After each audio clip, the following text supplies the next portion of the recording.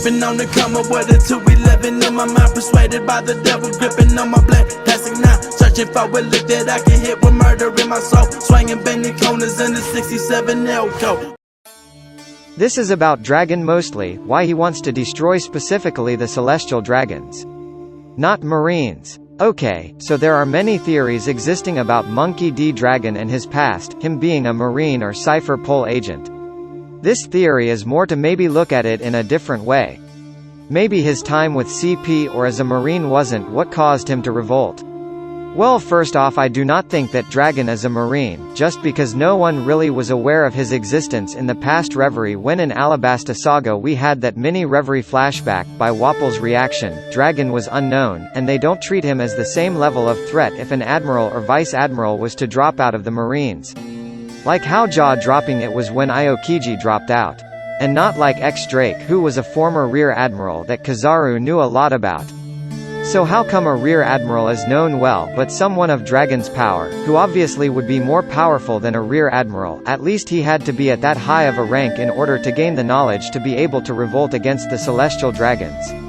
So most likely from this deduction then Dragon wasn't a Marine. But there's also the idea he was a former Cypher Pol agent, which has even more knowledge than Marines since he works as an assassin, wears mysterious robes and is able to approach silently behind people. I won't deny the theories that say Dragon might be a former CP agent and after seeing the darkness of the Celestial Dragons and world government he decided he can't stay and must destroy them, since it's logical, and points to that.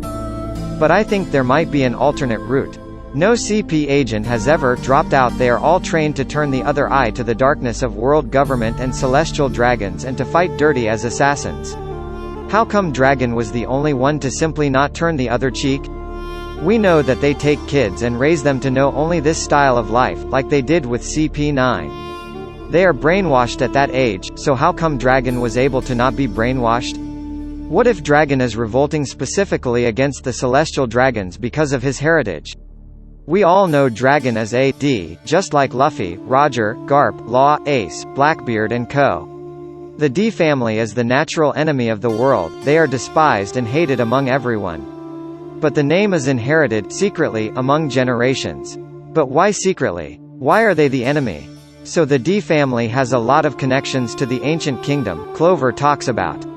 The Ancient Kingdom had an enemy and that's why they passed their information down in history on poneglyphs, the unbreakable stone. And the world government has done everything in their power to make the Ancient Kingdom be forgotten, while the D name is being passed down secretly.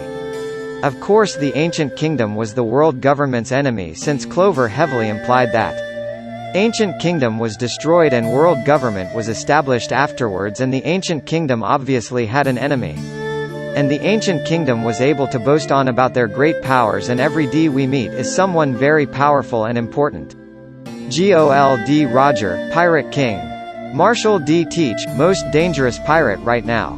Monkey D Garp, the Marines hero. Monkey D Dragon, the most dangerous criminal. Monkey D Luffy, has the voice of all things and power to make everyone his ally. Portgas D Ace, Whitebeard, only pirate to be at some level as Roger, commander. Portgas D Rogue, was able to hold a baby in her for 20 months. Trafalgar D Water Law, Supernova, has a devil fruit to create immortality, and a great doctor. Jaguar D Saul, the black sheep but a man with the biggest heart and compassion in the family. So it most likely means that the rulers or kings of the great ancient kingdom was in fact the D family. They are a family of royalty, and could possibly be the ones that ruled the entire world. But many smaller countries were tired of them controlling everything, and so they decided to revolt and destroy them completely. If they weren't so powerful and had such big influence on the world, then the WG had no reason to destroy them. They should have allied with them, but because they ruled the world, they needed to destroy them so they can take the D's throne. And the reason the world government, after defeating them, established their existence was so they can take their place as the rulers of the world. And they wiped out their existence from history because the ancient kingdom is the true world nobles and kings of the world, and if that knowledge was known, the celestial dragons will no longer be respected, but rather everyone would want to kill them to make room for the D family. That's where Dragon comes in. Dragon is, as we know, a D. He is considered the most dangerous criminal in the world and is feared by the world government, just how Roger was. We can tell by everyone's reaction in Marineford when discovering Luffy's father was Dragon. So maybe, Dragon, just like the Roger pirates, has learned the true history of the world, since it wouldn't be hard to believe that someone in those 800 years after the Void Century was able to learn the truth other than Roger. That's why Dragon is more notorious than Whitebeard himself, who was Roger's rival and was just as strong as him. The only reason Roger was more famous and feared was only because the knowledge Roger had about the true history of the world. And that also might be the case with Dragon, and that's why he's just as notorious as Roger was, and even more so than Whitebeard. So Dragon realized how greedy and evil the world government truly is and how they overtook his ancestors' home and throne. Therefore he's creating his own revolutionary army just as they did in the past, to take back his heritage. And that's the reason behind Dragon's army, to take back the world from the world government, since they took it from the D family and have been abusing their power.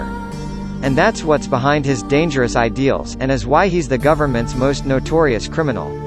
And that also makes the famous line, D will cause a storm again. Dragon himself is trying to be that storm himself.